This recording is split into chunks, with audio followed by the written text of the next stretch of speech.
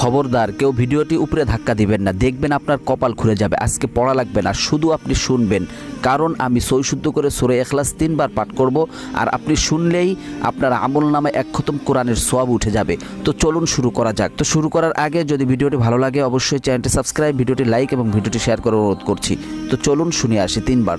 বিসমিল্লাহির রহমানির রহিম।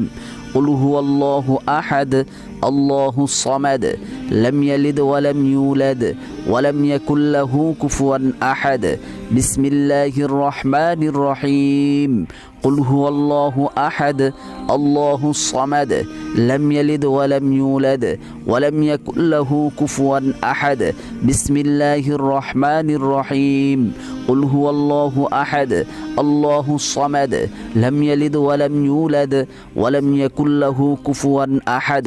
যারা শুনেছেন তাদের আমলনামায় 1 খতম কোরআনের সওয়াব উঠে গিয়েছে।